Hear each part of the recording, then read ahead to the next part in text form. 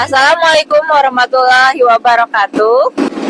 Perkenalkan, saya Salim Kusuma Aprida. Saya Aulia Alamiasari. Saya Desi Rianti. Saya Diara Berliana Pratiwi. Kami dari kelompok SDN Pasar Lama 3. Hari ini kami sedang melakukan observasi untuk mata kuliah inovasi pembelajaran di lahan basah. Saat ini kami berada di bantaran Sungai Martapura yang akan menjadi objek observasi kami sebagai sungai pada dataran rendah. Selamat datang di video ini. Dalam kesempatan kali ini, kami akan membawa kalian menjelajahi lahan basah sungai di dataran rendah Kalimantan Selatan melalui sebuah survei pembelajaran. Yuk, mari mengikuti perjalanan kami menelusuri salah satu sungai dataran rendah dari Kalimantan Selatan, yakni Sungai Martapura.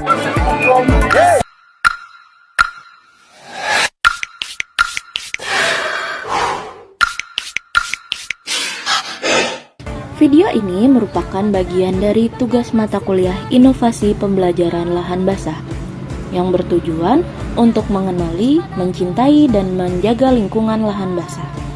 Kami berharap dengan memahami lebih dalam tentang ekosistem lahan basah, kita semua bisa menjadi pribadi yang lebih peduli dan bertanggung jawab terhadap alam. Selamat datang di jantung Kalimantan Selatan. Mari kita mulai petualangan menyusuri Sungai Martapura. Sebuah perjalanan yang akan membawa kita ke keindahan alam dan budaya yang tersembunyi. Maka dari itu, kami akan mengajak kalian semua untuk menyusuri keindahan Sungai Martapura dan anak-anak sungainya. Sekarang, kita berada di Banjarmasin yang dikenal sebagai kota seribu sungai, di mana sungai bukan hanya sekedar aliran air, akan tetapi di sini sungai menjadi urat nadi kehidupan. Sungai yang terdapat di wilayah ini merupakan salah satu jenis lahan basah yang masih lestari untuk masyarakat suku Banjar. Perjalanan akan kita mulai dari Siring 0 km Banjarmasin, ikon kota yang mempesona. Disinilah denyut nadi kota terasa, tempat wisata air yang selalu ramai, hingga berbagai jenis wisata yang ditawarkan. Dari sini, kita akan memulai penjelajahan menyusuri sungai yang penuh sejarah. Sepanjang perjalanan menyusuri Sungai Martapura, kita akan disuguhi pemandangan alam yang memukau. Tepian sungai yang rimbun ditumbuhi oleh berbagai jenis tumbuhan air, seperti eceng gondok yang menjadi habitat bagi berbagai jenis ikan dan hewan air lainnya.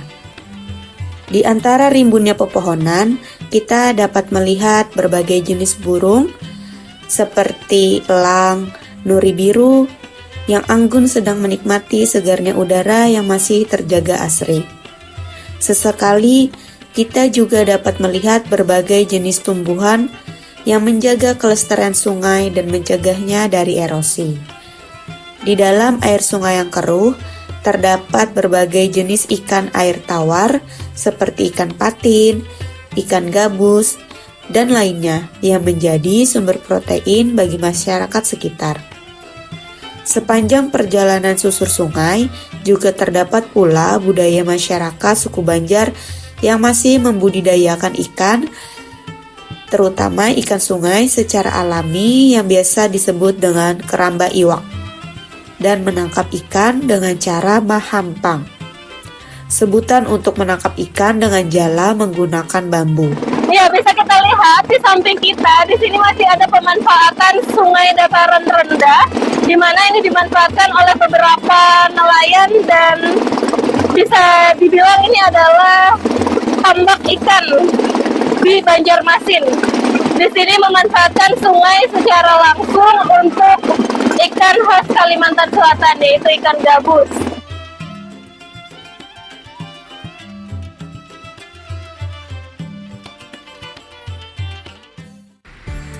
Sedari Pajar menyingsing, kami memulai perjalanan untuk susur Sungai Martapura. Kabut tipis masih menyelimuti bantaran sungai di pagi ini.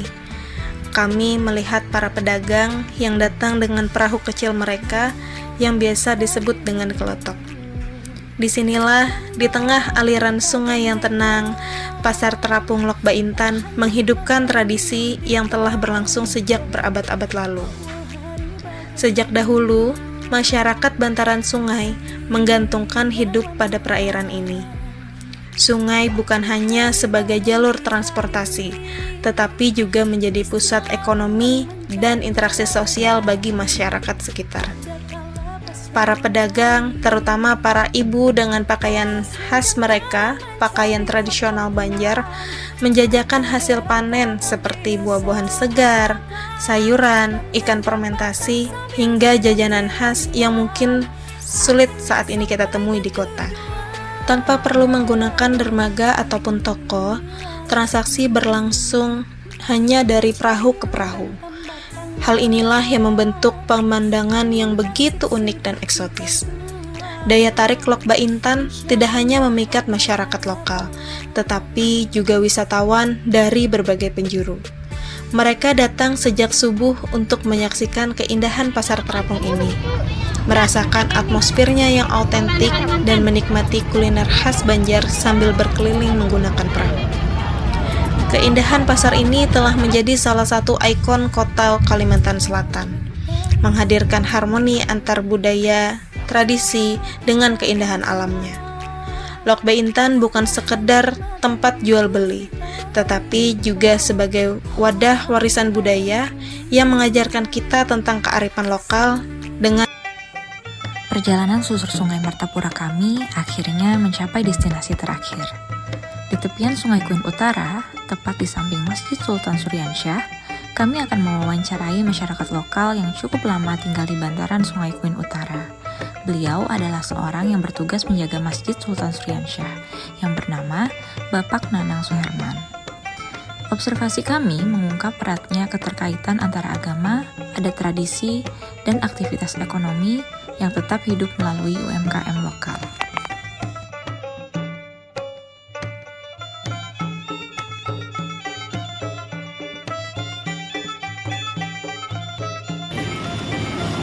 Assalamualaikum, nama saya Bambang Suherman, security Masjid Sultan Suryansyah, Kuin Utara. Biasanya di wilayah Kuin Utara ini suku yang paling banyak suku apa, Pak? Suku Banjar. Banjar ya. Selain Banjar ada, Pak? Selain Banjar ada Jawa. Oh, Jawa ya, Pak ya. Berarti ada campuran Pendatang. Jawa. Oh, yang pendatang dari suku Jawa, Ya. tapi mayoritasnya suku Banjar, Pak lah. Ya. Untuk kegiatan keagamaan biasanya yang di Masjid Sultan Suryansyah yang sering diadakan apa aja, Pak? Pembacaan setiap malam 4 kali, kada ingat turun malamnya nah. Pembacaan apa? Pengajian 2 kali, pembacaan 4 kali nggih. Selain itu, Pak, apakah ada kegiatan lain, misal kayak acara perkawinan di masjid atau acara tolak bala atau acara haul-haul tertentu misalnya, Pak, adalah? Kalau haul nggak ada, kalau perkawinan aja ada, pernikahan itu aja. Berarti digunakan juga Masjid Sultan Suryansyah untuk acara pernikahan, Pak, lah, pernikahan adat. Kemudian kira-kira, Pak, dalam kondisi ini masyarakat mendukungkah acara yang seperti tadi ada pengajian kan, Pak, ada pembacaan kitab-kitab misalnya. Bagaimana respon masyarakat, Pak? Oh, sangat mendukung. Malah ada yang nyumbang kayak nasi kuning, terus roti. Kalau masukan dari ulun sekedar itu cukup, Pang, sudah. Nggak ada lagi, Pang, yang Tentang apa itu kira-kira, Pak? tentang pengajian, terus ini bersih sungai situ.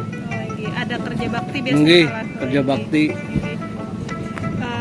Dari yang kami lihat, Pak, ya, ini di daerah Sungai Kuin ini masih banyak kayak tumpukan-tumpukan sampah. Itu apakah memang kebiasaan masyarakatnya, Kak, Pak, yang masih ada yang membuang sampah sembarangan, atau itu adalah sampah bawaan dari sungai dari yang lain, Pak? Ini kan Kayaknya itu bawaan dari sungai yang lain. Kalau untuk membuang sampah masyarakat sini nggak ada lagi bang, karena ada yang tempat sampah, jadi ada yang buang. Berarti kesadaran masyarakat sudah bagus Pak ya, Ya. cuman karena mungkin dari sungai yang lain alirannya sampai ke sini. Iya, Oke. Oke. Kira-kira Pak, adakah potensi budaya yang bisa dikembangkan di daerah sini Pak? Atau ada misalnya usaha kah atau apa biasanya yang dimanfaatkan di warga-warga sekitar Pak? Industri kerupuk Oh, di sama daerah. tajau itu sudah situ. Oh iya, berarti. Kerupuk sama tajau. Berarti itu adalah usaha Pak lah, Ya. UMKM dari masyarakat sini. Disinilah kami menyaksikan bagaimana kehidupan masyarakat tumbuh bersama aliran sungai. Observasi kami mengungkap eratnya keterkaitan antara agama, adat, tradisi, dan aktivitas ekonomi yang tetap hidup melalui UMKM lokal. Perjalanan ini bukan sekedar hanya menyusuri sungai, tetapi juga menelusuri jejak sejarah dan kehidupan yang masih bertahan di tengahnya arus zaman. Dengan ini, kami menutup perjalanan membawa kisah dan pengalaman berharga dari tepian Sungai Martapura. Kami berharap dari mata kuliah inovasi pembelajaran di lahan basah mampu menyadarkan kita sebagai masyarakat, warga sekitar, serta orang-orang yang akan berlanjut di masa depan untuk saling menjaga dan saling melestarikan salah satu lahan basah yang ada di Kalimantan Selatan, yakni sungai pada dataran rendah. Demikian pula wawancara yang dilakukan dengan masyarakat sekitar guna menunjang survei lahan basah yang kami lakukan. Berikut merupakan cuplikan dari beberapa hasil yang kami dapatkan untuk hasil observasi di lingkungan lahan basah berjenis sungai dataran rendah. Sekian penjelasan dari kami mengenai salah satu sungai dataran rendah yang ada di Kalimantan Selatan untuk mata kuliah inovasi pembelajaran lahan basah. Salah hilaf, mohon maaf. Wassalamualaikum warahmatullahi wabarakatuh. Bye-bye.